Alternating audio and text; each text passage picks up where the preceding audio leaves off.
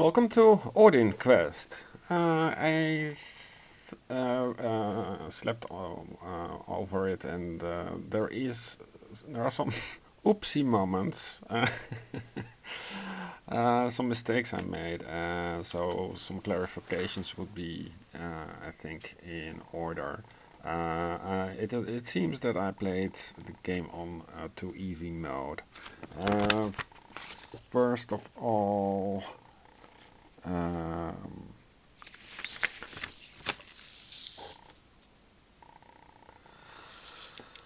Here is during an encounter. I hope you can read it.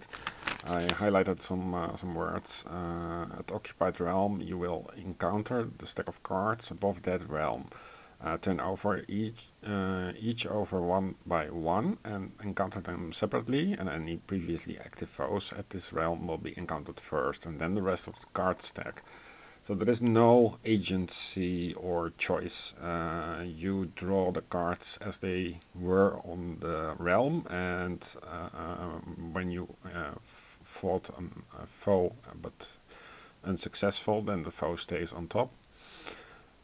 Because of the previous round, so you just pick up the stack. Another thing, yeah, the question was when does the Asbru change back to the Mimisbrunnr, and the Mimisbrunnr turn back to the Asbru side. That is when you use the ability of the Mimisbrunnr. And I encountered last night an enemy I could not defeat. So that would be a great way to use the Mimisbrunnr.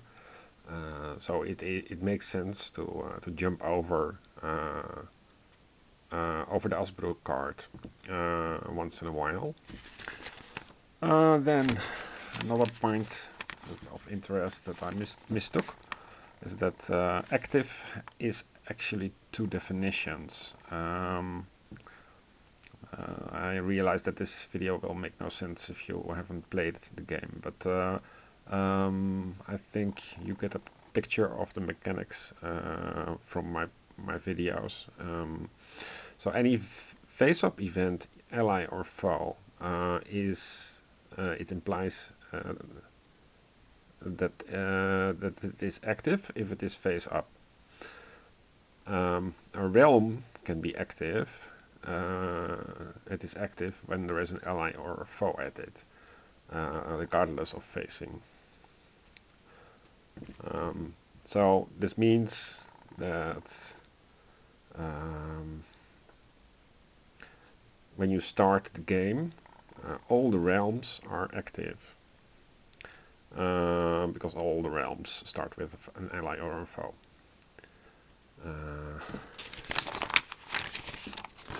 I think most of them, at least.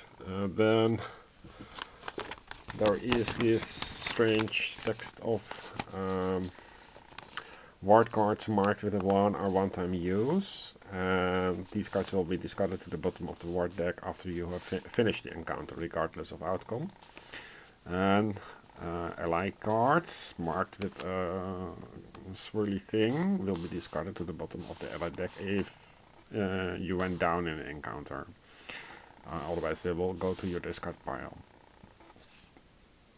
So you have allies, right? And allies have also this one, but this rule is for ward cards, so I'm not sure what the one actually means. Besides that it is written here, discard after use, so regardless of card type. So there are also ally cards with this one. I'm sure it's written somewhere, but the rules are a bit cluttered and there is no real ordering. So let's check for the ward types. This is the one for the one-time use,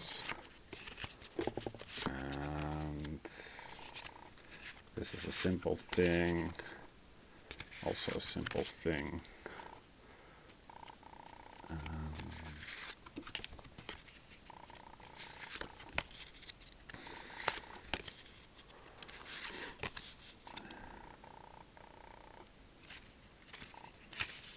Yeah, wards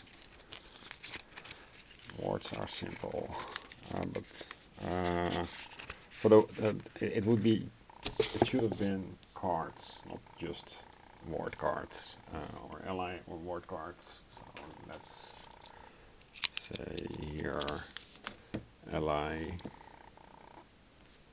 or so ally slash ward cards marked with a 1.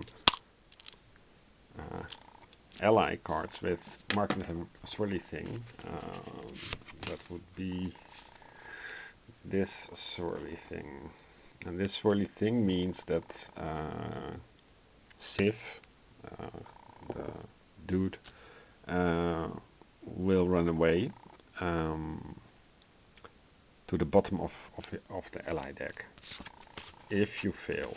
And next up is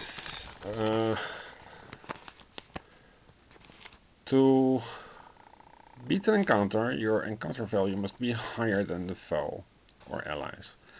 This is what I mistook. I used it must be the same or higher, but it must be absolutely higher. Okay. So equal doesn't cut it. And there were several times where I just barely made it equal. Then there is that if you fail the foe, you additionally draw one random omen and place it on the foe card. The foe will remain face up and active, etc. But this is something that goes above the failure that you process. The penalty of the card is increased by this text. The rest is clear. Here, the cleared realms. I'm not yet satisfied with how it works, but they don't count. Anything that stays there, and it is cleared if there are no agents. So there is no foe, nor there can be an ally, for example. But you cannot place things new on them. No omens that remain there. You may travel over it, but you may skip also over it during the explore phase. That would be certainly strange to. It's an inelegant way, but yeah, they stay in play, but they don't count. And for the rest, it's important to say that Valhöll never needs to be cleared, so that doesn't give you 3 points right off the bat. Yeah, so what I was thinking about is hard mode, which I'll discuss quickly. So when you fill up your hand, you draw an omen and you place it clockwise. If not placeable, then you store it and it will be placed next time. So if you play it safe, then you have a bunch of omens that you need to distribute next time. Second point is start the game with one random omen per event on that realm, or token. Omen tokens are the same. So the realms are not only enemy infested, but also have problems. So there should be omens right from the start. And a cleared realm, cleared realms go under Valhöll, and the omens and events they go on top. So you still have a chance to clear them, but you need to visit Valhöll more often. And this also gives a more adjacency dynamic, because the world's circle starts to shrink, and eventually you will have only one or two cards adjacent to Valhöll, if you play well, of course. So that is what I would propose.